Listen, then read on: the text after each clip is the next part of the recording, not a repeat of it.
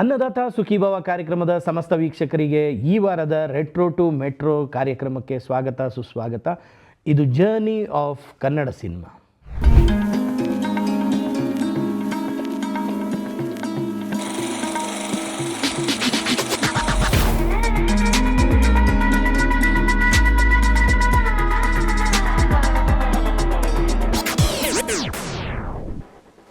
ಇವತ್ತು ನಾನು ಮಾತಾಡೋಕ್ಕೆ ಹೊರಟಿರುವಂಥ ವಿಷಯ ಏನು ಅಂತಂದರೆ, ನಾವು ಇದುವರ ತನಕ 1934 ಟಾಕಿ ಚಿತ್ರ ಶುರುವಾಗಿದ್ದು, ಅಲ್ಲಿಂದ 1951 ತನಕ ಮಾತಾಡ್ಕೊಂಡು ಬಂದ್ವಿ.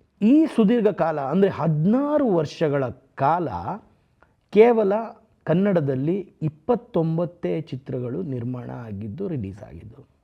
ಅದರಲ್ಲೂ 2 ಚಿತ್ರಗಳು ಎಡಿಟ್ ಆಗಿಬಿಟ್ಟು, ಅಂದರೆ ಒಂದು ಸ್ವಲ್ಪ ಚೇಂಜಸ್ ಎಲ್ಲ ಮಾಡಿ ತಿರ್ಗಾ ರಿಲೀಸ್ ಮಾಡಿದ್ರು ಬೇರೆ ಬೇರೆ ಹೆಸರಲ್ಲಿ. ಆದ್ದರಿಂದ ಟೋಟಲ್ ಆಗಿ 16 ವರ್ಷದಲ್ಲಿ 27 ಚಿತ್ರಗಳು ಆಗಿತ್ತು. ಇದನ್ನು ಯಾಕೆ ಹೇಳ್ತಾ ಇದ್ದೀನಿ ಅಂದರೆ, ಇದು ನಮ್ಮ ಕೌಂಟರ್ ಪಾರ್ಟ್ಸ್ ಆದಂಥ ತಮಿಳಲ್ಲಿ, ತೆಲುಗಲ್ಲಿ, ಮಲಯಾಳಂ ಆಗಿರ್ಬೋದು, ಹಿಂದಿ ಆಗಿರ್ಬೋದು, ಇಲ್ಲೆಲ್ಲ ನಂಬರ್ ಆಫ್ ಸಿನಿಮಾಸ್ ಜಾಸ್ತಿ ಆಗ್ತಿತ್ತು ಹೊರತು ನಮ್ಮಲ್ಲಿ ಮಾತ್ರ 27 ಸಿನಿಮಾ ಆಗ್ತಾಯಿದ್ದಿತ್ತು. ಇದು 16 ವರ್ಷಕ್ಕೆ 27 ಸಿನಿಮಾ ಅನ್ನೋದು ಕಮ್ಮಿ ಸಂಖ್ಯೆ ಅಂತ ಎಲ್ಲರಿಗೂ ಅನಿಸ್ಬೋದು. ಆದರೆ ನನ್ನ ಪ್ರಕಾರ ಅದು ಕಮ್ಮಿ ಸಂಖ್ಯೆ ಅಲ್ಲ.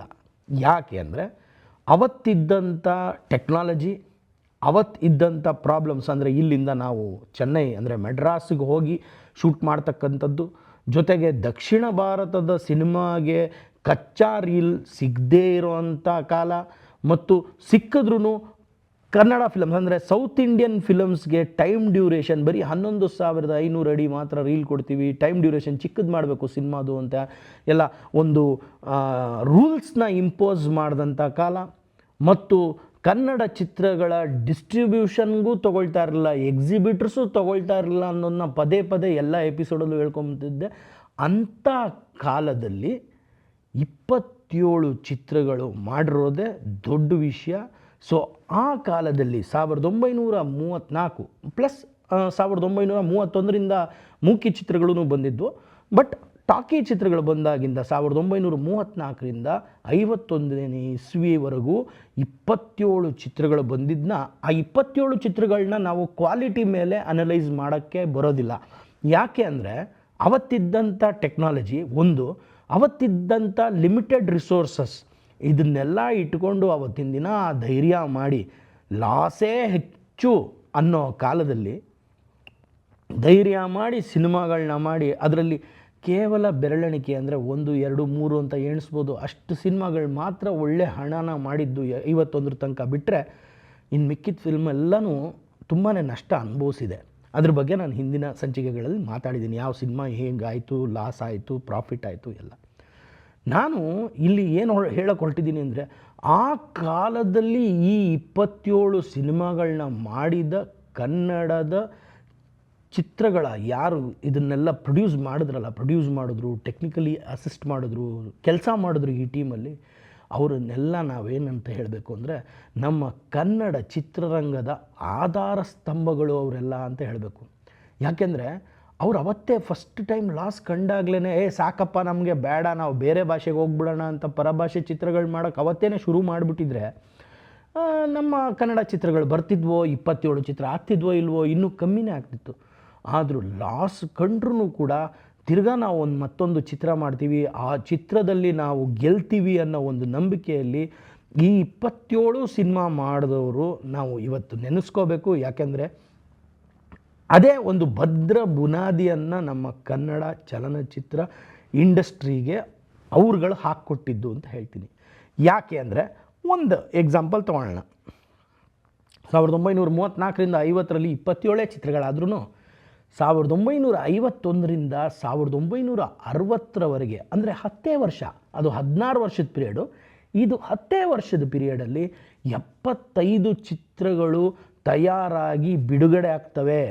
ಅಂದರೆ 3 times or 4 times almost more than what previous 16 years did.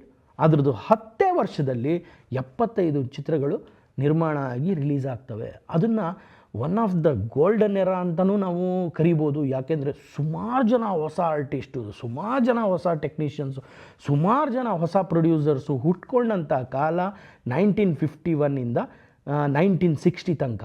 ಮತ್ತು ಸುಮಾರು ಬ್ಲಾಕ್ ಬಸ್ಟರ್ ಹಿಟ್ಸ್ ಕೊಟ್ಟು ಸಿಕ್ಕಾಪಟ್ಟೆ ದುಡ್ಡನ್ನು ಸಂಪಾದನೆ ಮಾಡುವಂಥ ಒಂದು ಕಾಲ ಅಂದ್ರೂ 1951 to 60ನಲ್ಲಿ ಶುರು ಆಗುತ್ತೆ. ಅಂದರೆ ಇದು ಒಂದು ರೇ ಆಫ್ ಹೋಪ್. ಅಂದರೆ 1951 ತನಕ ಎಲ್ಲಿ ಅವರಿಗೆ ಒಂದು ಮನಸ್ಸಿಗೆ ಬೇಜಾರಾಗಿತ್ತು, ಕನ್ನಡ ಚಿತ್ರಗಳನ್ನ ತೊಗೊಂಡ್ರೆ ಲಾಸ್ ಆಗುತ್ತೆ, ನಮಗೆ ಕನ್ನಡ ಚಿತ್ರಗಳನ್ನ ಮಾಡಿದ್ರೆ ಲಾಸ್ ಆಗುತ್ತೆ ಅನ್ನೋ ಒಂದು ಕಾಲದಲ್ಲಿ ಒಂದು ಹೊಸ ಚೇತನ ಹುಟ್ಕೊಳ್ತು. ಅಲ್ಲಿ ಅವರು ತುಂಬಾ ಒಂದು ಆಶಾ ಕಿರಣ ಹುಟ್ಕೋತು ಅಂತ ಹೇಳ್ಬೋದು. ಅಂದರೆ ಹೋಪು ಯಾವ ಥರ ಆಯಿತು ಅಂತಂದರೆ, ಸಿನಿಮಾ ಮಾಡಿದ್ರೆ ಕನ್ನಡ ಸಿನಿಮಾದಲ್ಲೂ ಲಾಭ ಇದೆ ಅನ್ನೋದು ತೋರಿಸ್ಕೊಟ್ಟಂಥ ದಶಕ 1951ಇಂದ 1960. ಸೊ ಈ 1934ಇಂದ 51 ತನಕ ಯಾರೆಲ್ಲ ನಮ್ಮ ಕನ್ನಡ ಇಂಡಸ್ಟ್ರಿನ ಕಟ್ಟು ಬೆಳೆಸಿದ್ರೋ ಆ ಮಹನೀಯರನ್ನೆಲ್ಲ ನೆನೆಸ್ಕೊತ ನಾವು ಮುಂದಿನ ಸಂಚಿಕೆಯಲ್ಲಿ 1951ಇಂದ 60 ತನಕ ಯಾವ್ಯಾವೆಲ್ಲ ಚಿತ್ರಗಳು ಬಂತು ಅಥವಾ ನಮ್ಮ ಚಿತ್ರಗಳ ಜೊತೆಗೆ ವಾಣಿಜ್ಯ ಯಾವ ರೀತಿ ನಡೀತು ಅನ್ನೋದು ಮುಂದಿನ ಸಂಚಿಕೆಯಲ್ಲಿ ಮಾತಾಡ್ತೀನಿ. ಅಲ್ಲಿ ತನಕ ಕೀಪ್ ವಾಚಿಂಗ್.